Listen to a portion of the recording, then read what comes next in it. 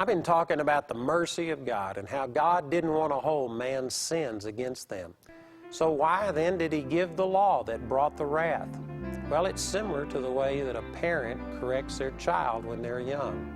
I think that this illustration is really going to help you, so stay tuned for the gospel truth. Welcome to Gospel Truth with Andrew Wommack, a teaching ministry emphasizing God's unconditional love and grace. And now, here's Andrew. Welcome to our Thursday's broadcast of the Gospel Truth. Today I'm continuing our series on God's kind of love to you. And tomorrow's going to be my last day to teach on this series. And I tell you, we've spent 5 weeks on this and I've really just skimmed the surface. As a matter of fact, this teaching, God's kind of love to you, is just kind of a compilation of many of my different teachings, but it's all bringing out the thread that runs throughout all of them about God's unconditional kind of love. And I tell you, the purpose that I've taught on this is to help you just understand that God loves you much more than what you've ever realized. I believe that probably it's our linkage of God's love to us being linked to our performance that has kept most people from understanding how much God loves them. And so what I've been doing this week is I've been teaching on the true nature of God. We've been taking Romans chapter 5, verse 13, that it says, until the law, sin was in the world, but sin is not imputed where there is no law. And of course, the law came during the time of Moses. That was around 2,000 years. I believe it was actually closer to 1,800 and something years, but it was basically 2,000 years after the fall of Adam and Eve is when Moses gave the Old Testament law. And until that time, God was basically dealing with mankind in mercy. And I know most people don't see this because, again, we've got a prejudice. We've got a religious prejudice, a religious mindset that says that God just immediately, when Adam and Eve sinned, became angry and drove Adam and Eve out of His presence because holy God could not tolerate unholy man. That's not what the Scriptures teach. That's not what Romans 5:13 says. It says God wasn't imputing people's sins unto them until the time that the law came. And so I've gone back and shown that He drove Adam and Eve out of the garden out of love because He didn't want them taking of the tree of life and eating it and living forever. I've shown in Genesis chapter 4 how that God was still walking and talking with Adam and Eve, Cain and Abel, how He verbalized and spoke acceptance of Abel's offering and rejection of Cain's offering. And when Cain killed Abel, God spoke to him in an audible voice. And instead of killing him the way that it was prescribed under the Old Testament law, He actually put a mark on Cain and protected him so that other people would not kill him in vengeance for what he had done. We find God not approving, not condoning, but showing mercy towards the first murderer on the face of the earth. In contrast to that, the first person who broke the law, once the law came, he picked up sticks on the Sabbath day and God just said, kill him, stone him to death. Man, what a huge difference between the Old Testament law. When the law was given, it made wrath come. It released the anger and the punishment of God. And let me just say it this way, that the law came nearly 2,000 years after the fall of Adam and Eve. Why didn't God just vent His wrath from the very beginning on Adam and Eve? Why didn't He tell them all of the things that He told Moses? Why didn't He give them the 10 Commandments and all of the ordinances and the laws and all of these precepts? He was talking to Adam and Eve. It was normal to talk to them in an audible voice. It was abnormal in Moses' day. Why didn't God just vent His wrath immediately and give all of these commandments?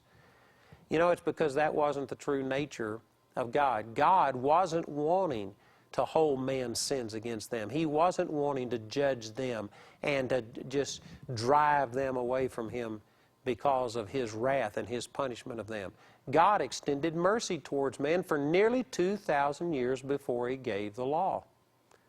Well, then somebody says, well, if what you're saying is true, and if that's His nature, and if God wanted to be merciful and kind to us and not judgmental the way that most people see God, well, then why did God ever give the law? Well, there's many scriptures on this. I'm going to be quoting and summarizing a lot of things from like Galatians chapter 3. I hadn't got time to turn over to all of these. I've only got 2 days to say these things before we finish this series. But in a nutshell, let me just put it to you this way. It's similar to a parent training a child. Before that child reaches an age where they can understand and process everything, they've got to be restrained from doing things that are wrong.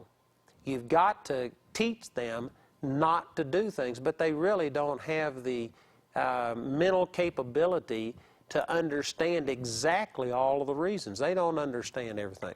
Like, for instance, here's an example. My mother, my dad was real infirm when I was a kid, so my mother did most of the correcting. My dad died when I was just 12 years old, so most of the correction that came to me was my mother. And we lived on a busy city street, and I played, you know, just like all kids out in their yard and stuff, and a ball would roll out in the street and stuff like this. And my mother was afraid that I'd be hit by a car. So she threatened me within an inch of my life that if I ever crossed that street without looking both ways, that she would whoop me. And I couldn't tell you how many whoopings over that. I mean, my mother whooped me a lot of times for going out into the street and not looking both ways. And when I started out, when I was young, the reason that I would look both ways wasn't because I was afraid of being hit by a car. I was afraid of being hit by my mother. Amen. It was a fear of my mother that caused me to look both ways. And did you know that when you're young, that's the way you start out? You can't process all of these things. You just don't think about the car and all of this, but you do understand about your parents going to spank you if you do this. And so my motivation for doing what was right was primarily because my mother was going to give me a whipping if I didn't do it. But you know, now I'm 58 years old. My mother is 94 years old right now. She watches my programs. Hi, Mom, if you're watching.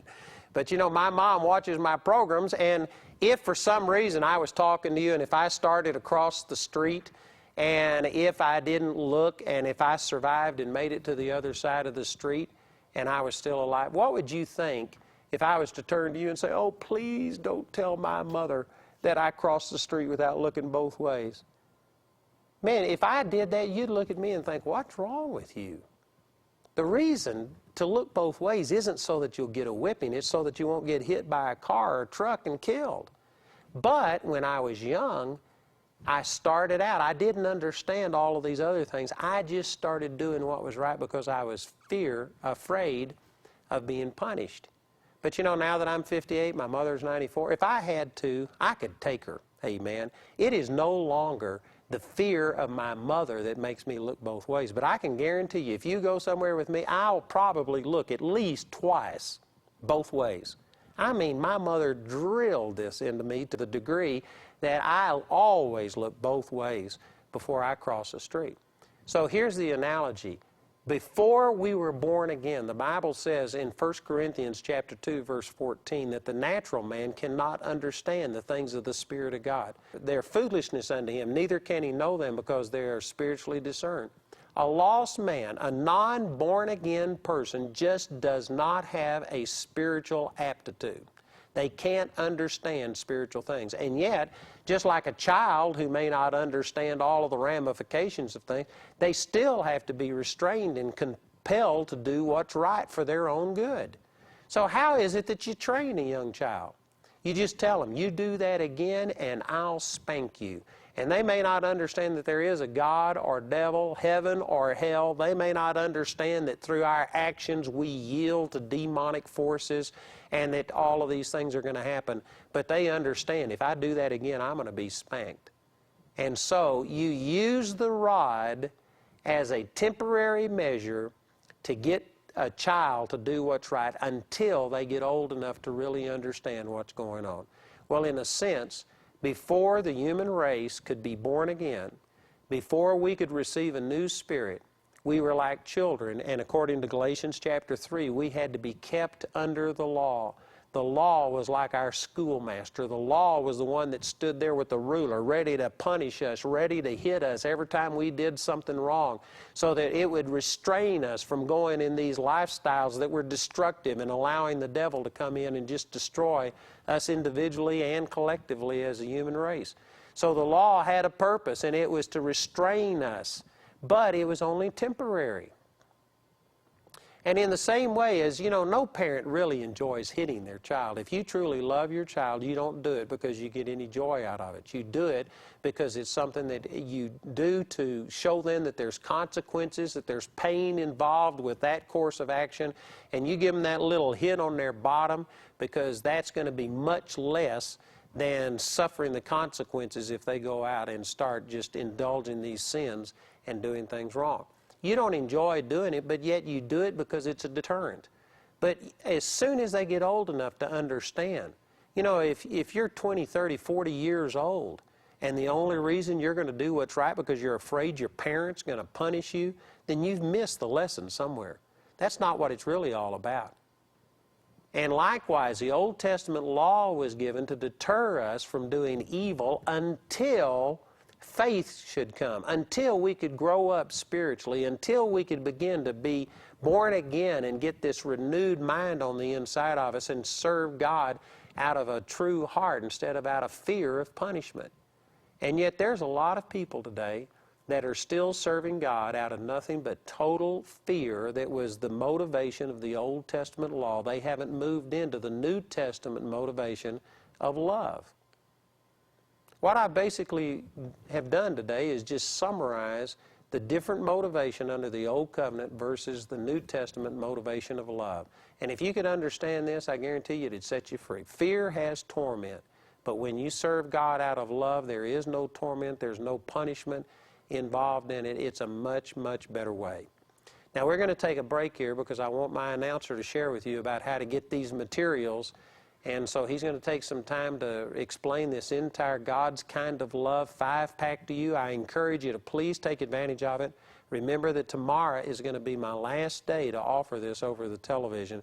So please call or write today. Listen as our announcer gives you this information, and then I'll be right back after this break. Andrew's 5-part teaching titled God's Kind of Love to You is available on CD for a gift of £16 or more. Or you can receive the album as part of the God's Kind of Love 5-pack for a gift of £60 or more. The 5-pack includes God's Kind of Love to You, God's Kind of Love through you, and God's Kind of Love, the cure for what ails you. The companion teachings, The True Nature of God, and Spirit, Soul, and Body are included, and you can choose them on book or CD. Request God's Kind of Love 5-pack when you write, call, or go to our website. Be sure to specify the companion teachings in book or CD. We hope to hear from you today. And now, Gospel Truth continues.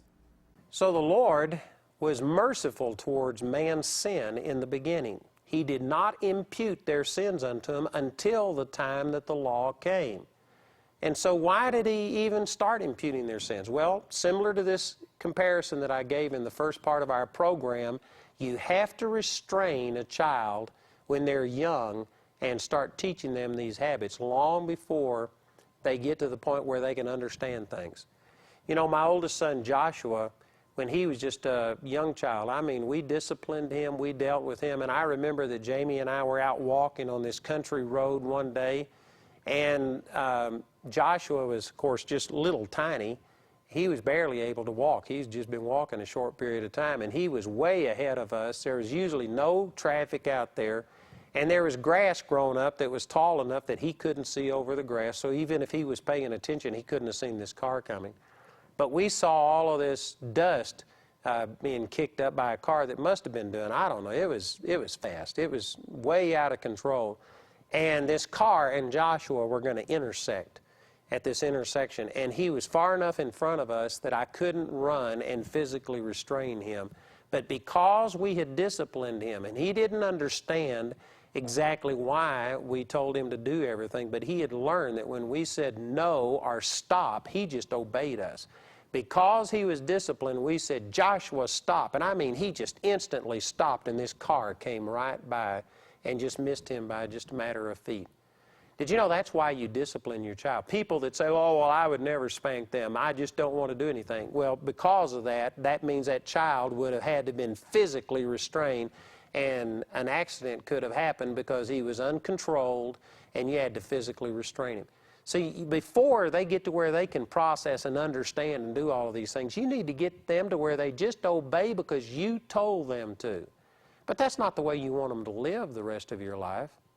You would like them to get to where they understand and do the things because it's in their heart to do what's right. But when they're young, you have to restrain them, and they can't understand. If you tell your child, don't go take this toy, because if you take this toy, you are yielding to the devil. Satan is the one who's the taker. God's a giver. The Bible says that God so loved the world that he gave. So God is a giver. The devil is a taker. If you get into that, you're just being selfish. You are yielding to the devil. You're going to lose all of your friends. If you tell them about how this is going to hurt their marriage when they grow up 20 years, you know, a one-year-old's not going to process all of this stuff. They can't understand those kind of things. But you know what a one-year-old can understand? The statement that if you do that again, you're going to get a spanking.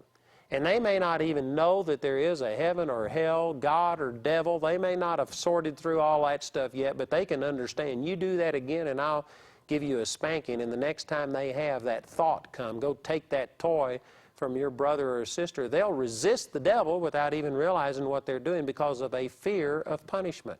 Well, in a sense, that's what the Old Testament law was. It was a fear of punishment.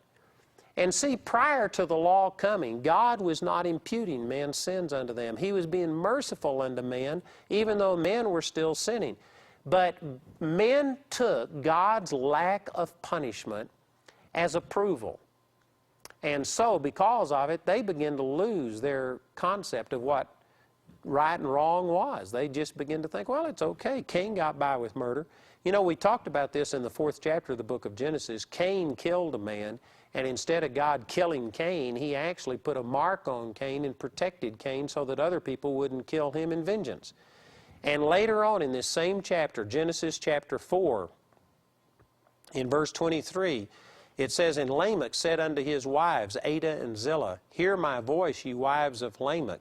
Hearken unto my speech, for I have slain a man to my wounding, and a young man to my hurt. If Cain shall be avenged sevenfold, truly Lamech 70 and sevenfold.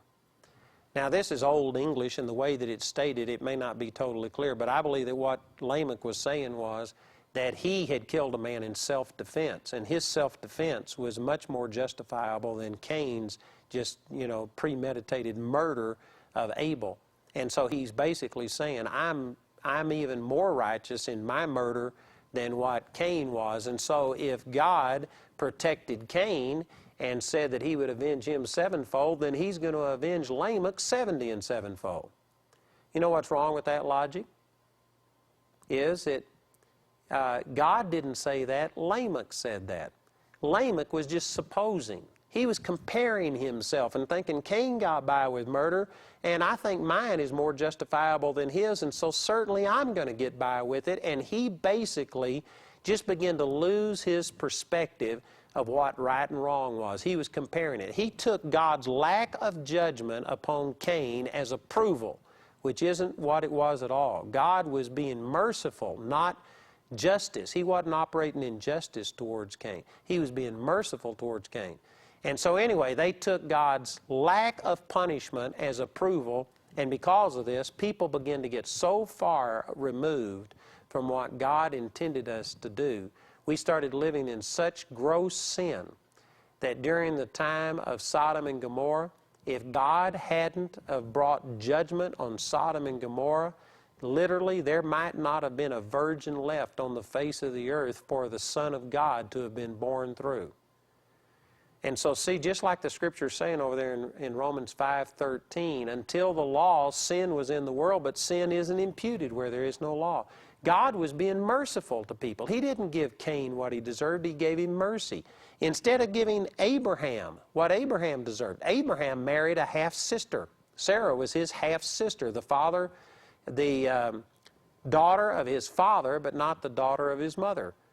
And did you know, according to Leviticus 18, the Old Testament law, Abraham should have been stoned to death? That was a sexual abomination, and yet God didn't hold that against Abraham.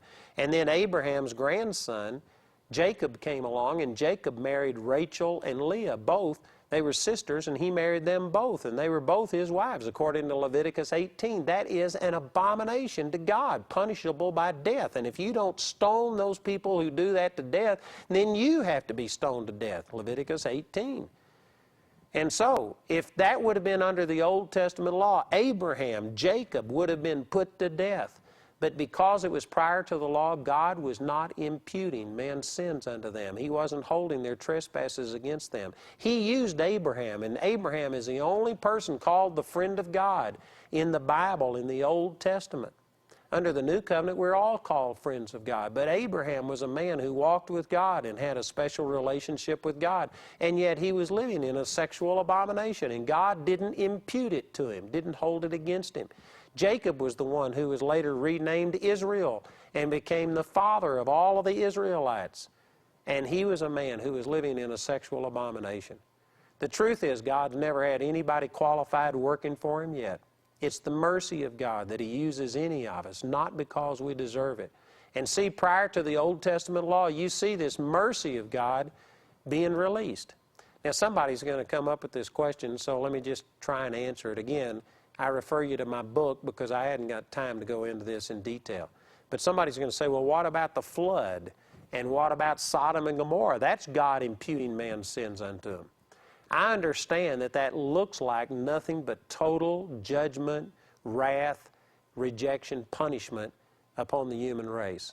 And certainly for those people that were destroyed during the flood and the people that were destroyed in Sodom and Gomorrah, it was judgment. So I'm not going to argue that. But if you look at things as a whole, it'd be very similar to a person who has some kind of an infection in their body, and say you had gangrene in your hand, and your hand was just totally eaten up with it, and it was beginning to go through your bloodstream. If you didn't have a cure for that infection, then you know what they often will do? They will amputate a part of the body to keep that infection from spreading throughout the whole body. And even though that's terrible judgment on that part of the body that gets amputated, it's actually an act of mercy upon the body as a whole. If you look at the human race as a body, well then it was judgment to destroy people during the flood and judgment to destroy people in Sodom and Gomorrah, and it was judgment on them. But if you look at it as a whole, it was actually an act of mercy on the human race. In the Old Testament, people could not be delivered of demons. They couldn't be born again. They couldn't have their nature changed. When people just got into so much corruption that Satan was literally dominating and controlling the human race, it was an act of mercy of God on the human race as a whole to just literally purge these demonic people who had given themselves over to such demonic things. It was an act of mercy as a whole for God to bring judgment. And so there are these two examples. There's probably some other examples prior to the time that Moses gave the law of God's judgment coming, but it was certainly reserved. It was nothing like what it was after the law came. When the law came, then came the wrath of God and the punishment of God, and most people think that that is the true nature of God, but it's not. It took 2,000 years for God to give that law, and then the law only lasted for 2,000 years until the time that Jesus came. And for the last 2,000 years, God intended for mankind to be operating under the grace and the mercy of God.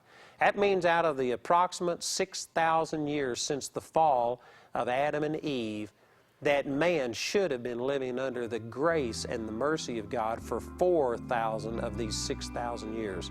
Sad to say, the church hasn't known what we were delivered from, and we've been proclaiming and enforcing the law and telling people that God is still angry and that God is dealing with us based on our performance, and that's not the true gospel.